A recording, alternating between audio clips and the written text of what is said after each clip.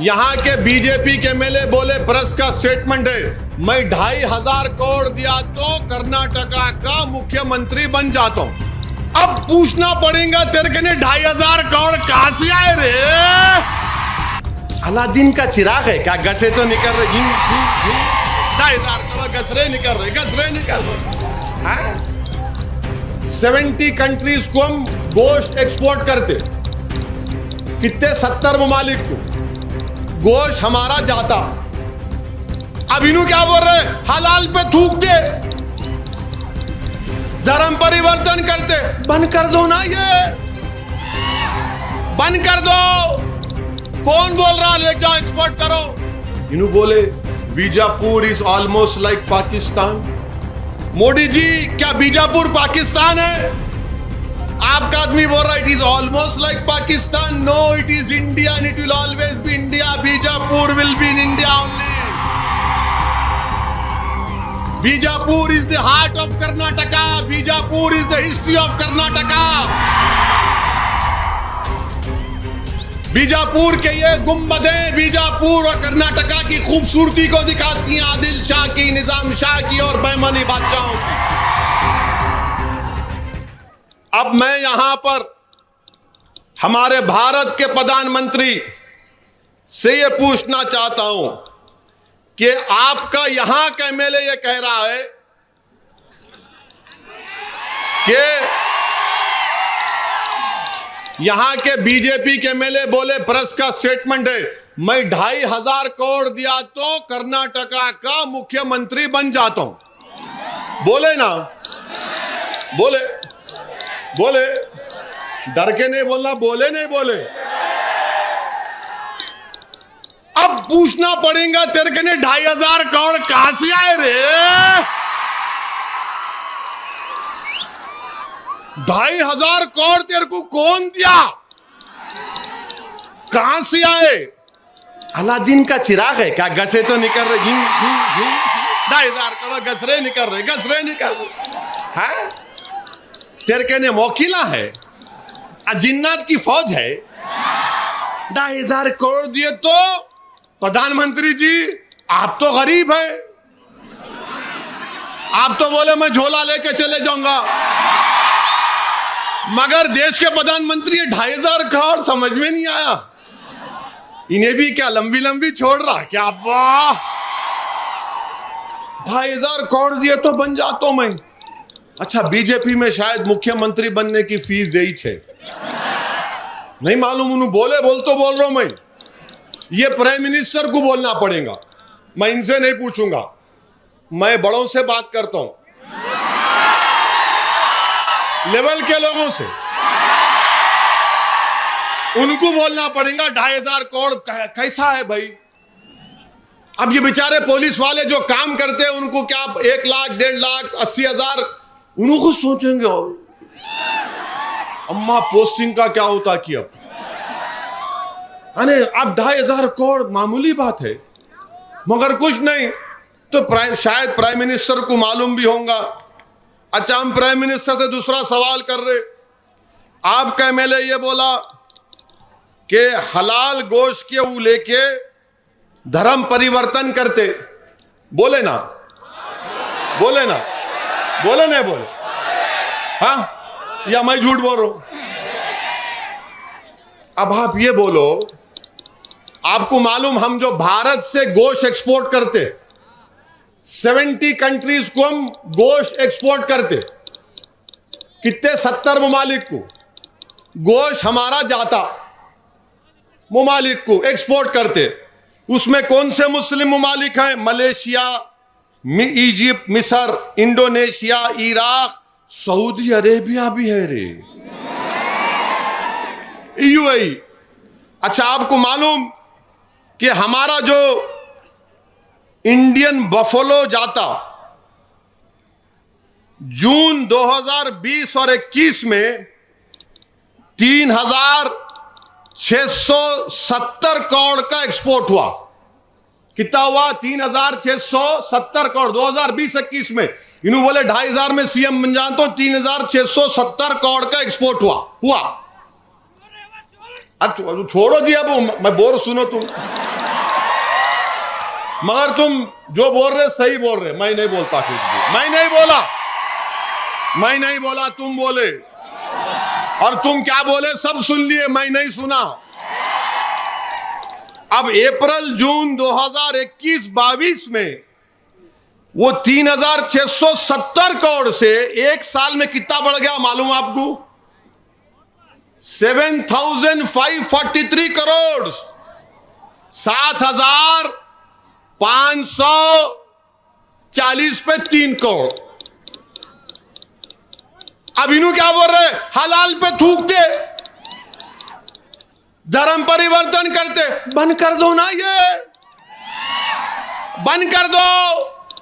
कौन बोल रहा ले जाओ एक्सपोर्ट करो? सऊदी अरब के बादशाह पूछेंगे, मोदी जी बोलेंगे मित्रों मैं भी जा रहा हूं, बोलेंगे नहीं, बोलेंगे क्या बोलेंगे नहीं मालूम। यूएई पूछेगा, मलेशिया पूछेगा, इराक पूछेगा, 70 कंट्रीज पूछेंगे, आप बोलो बंद करो। तुम धोखा दे रहे, बीजापुर की जनता को लड़ा रहे, हिंदू मुसलमान की नफरत पैदा कर रहे। भारत को डॉलर मिल रहे, भारत को पैसा मिल रहा, भारत मजबूत हो रहा, मगर इन्हों या झूठ बोल रहे। या तो हम ही गोश्त खाते, खाने को खाना नहीं है मुसलमानों को, दलितों को, हमारे गोश्त के पीछे पड़े हुए। तो कितना बढ़ गया एक साल में? 110% बढ़ गया। 3,670 करोड़ से 7,540 पे 3 करोड़। अच्छा, आपको मालूम कौन सी बड़ी बड़ी कंपनियां हैं? एक कंपनी है अलाना कंपनी है, कितना एक्सपोर्ट करती है? उन्होंने 2,028 करोड़ का गोश्त एक्सपोर्ट करते। अलाना का मालिक कौन है? असउद्दीन ओवैसी है? नहीं है। एक अलहम फूड है, 400 करोड़ का एक्सपोर्ट करे। मीशा एक्सपोर्ट 300 करोड़, और एचएमए एग्रो 290 करोड़। अरे ये पूरे गोश्त खा रहे थे, हमारे पीछे कहीं को पड़े रहे तुम लोग। तुम न खाओ, कोई मजबूर नहीं कर रहा, मगर नहीं ये हलाल। अच्छा, ये कौन है रे भाई? अच्छा, आपको मालूम बंबई में सबसे ज्यादा एक्सपोर्ट बंबई से होता है, 39.9%। अब आपकी सरकार है, बंद कर दो मुंबई में, बंद करो, बंद कर। नहीं करेंगे। बंबई में आपकी सरकार है ना, मुंबई में आप लाके बिठाए ना शिंदे को, उसको बोला बंद कर देगा उन्हें। 39% एक्सपोर्ट बंबई से होता, उसके बाद अलीगढ़, गाजियाबाद, आगरा, वहां भी बंद कर दो। आपके योगी है वहां पर, बोल दो बाबा को, बाबा क्लोज। तो मालूम क्या हुआ? अब आप एक बात समझो, नहीं वैसा नहीं, सुनो मेरी बात। अगर कोई एक भैंस काट के दुकान पे लाके बेचता, तो उसने घर को शाम में 11 बजे गए तक 100 या 300 रुपए कमाता। हमारे कुरैशी भाई को है यहां पे, 300 रुपए कमाते ना, 300-400 कमाते होंगे 12-15 घंटे काम करने के बाद। तो इन्हों क्या बोल रहे हैं? उन्हें 300 रुपए नहीं कमाना, उन्हें हजारों करोड़ कमाना। गरीब भूखा मर जाना और अमीर दौलतमंद रहना, क्योंकि इनसे मिला हुआ है। ये कौन सी पॉलिसी है बीजेपी की बताओ? कि बोलते हलाल आया तो थूकते, अरे नहीं थूकते रे। अच्छा, ये बोलो क्या तरकारी हलाल नहीं है? है ना तरकारी हलाल, पानी हलाल है, शराब हलाल है? नहीं है। वो कुत्ते का पेशाब है, पीने वाले भी कुत्ते का पेशाब पी रहे। आप पियो, मैं रोक नहीं सकता हूं। पानी हलाल, थम्स अप हलाल, कोक हलाल, रूह अफ़ज़ा हलाल, फंटा हलाल, मौसम्बी का जूस हलाल, तरकारी हलाल, पानी हलाल, हवा हलाल। अब हराम क्या है बताओ?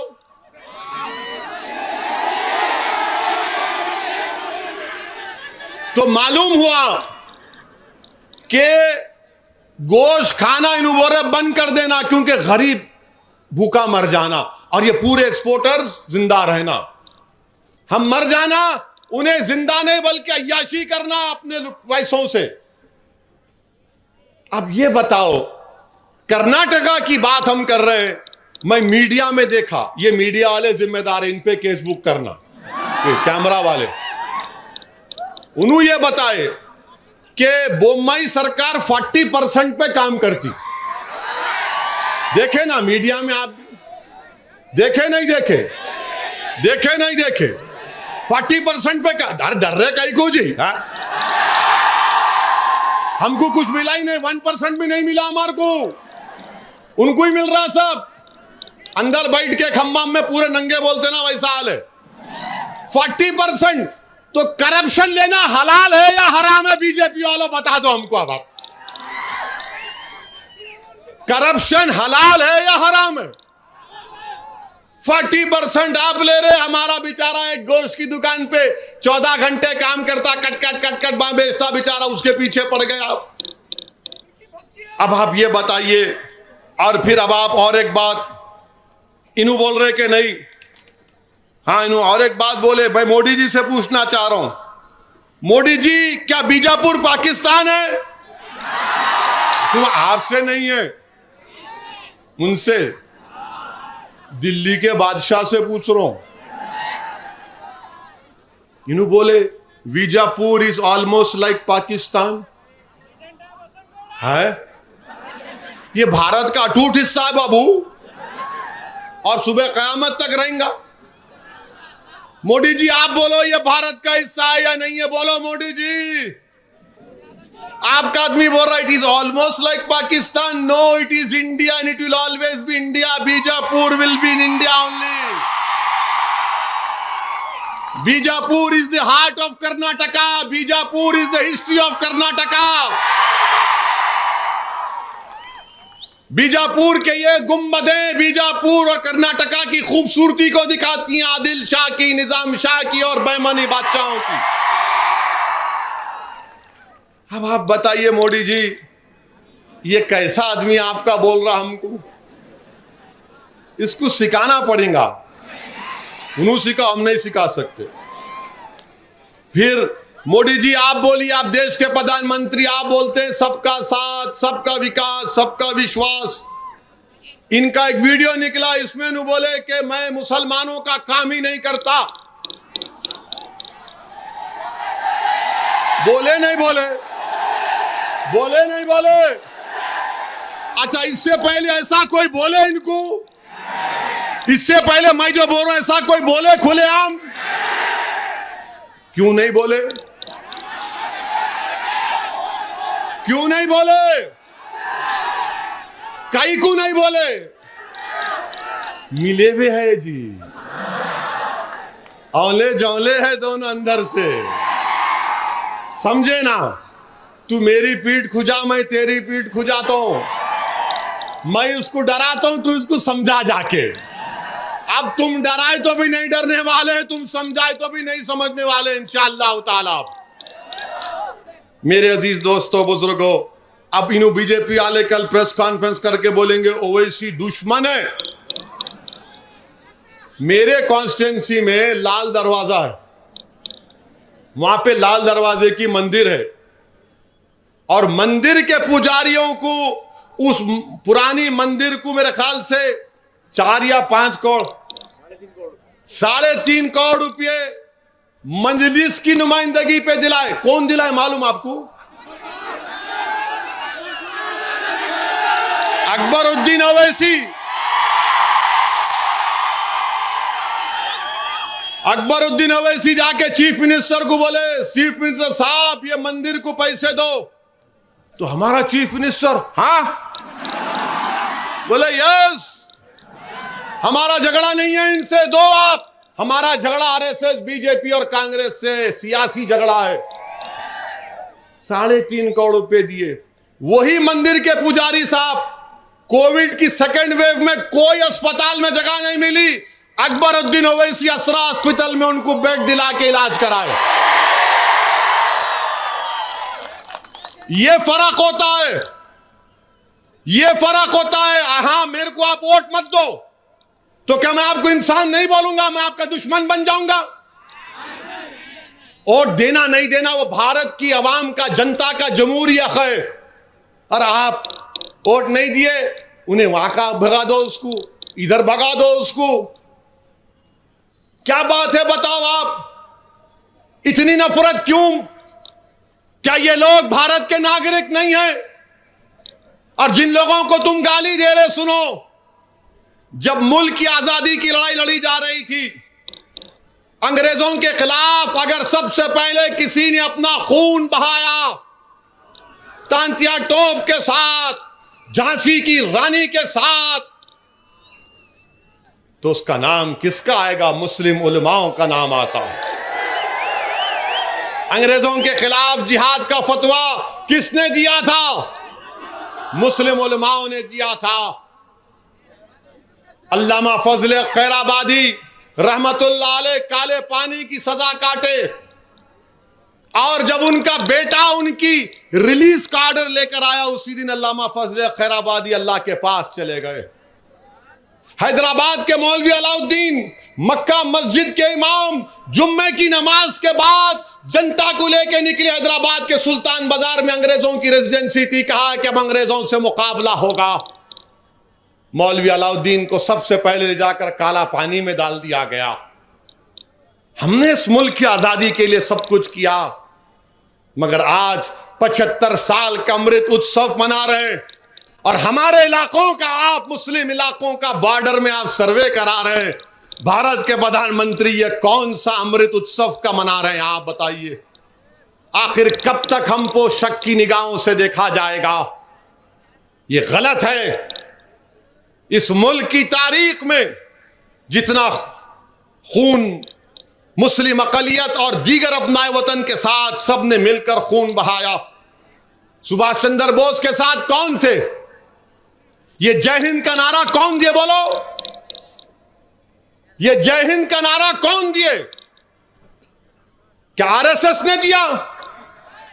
एक मुसलमान सिपाही थे जो नेताजी सुभाष चंद्र बोस के साथ थे, हैदराबाद के थे, जर्मनी में पढ़ रहे थे। नेताजी से मिले तो बोले मैं आपका दीवाना हो गया। जर्मनी से सबमरीन में जब नेताजी एशिया गए तो साथ थे। जय हिंद का नारा भी तो हमने दिया। अच्छा, ये तिरंगे का आखिरी डिजाइन किसने मुकम्मल किया? एक हैदराबाद की खातून थी जिसने तिरंगे के फाइनल डिजाइन को उस वक्त की हुकूमत ने अप्रूव किया। मेरे अजीज दोस्तों और बुजुर्गों, ये वतन हमारा है, आपका है, सबका है। इस वतन का कोई मजहब नहीं है। ये वतन ना मुसलमानों का है, ना हिंदुओं का है, ना ईसाइयों का है, ना सिखों का है। ये वतन इन तमाम का है। इस वतन का कोई मजहब ही नहीं है। भारत का कोई मजहब नहीं है। यही भारत की ताकत है, यही भारत की खूबसूरती है, और इस खूबसूरती को आपको हमको मिलकर बचाना है।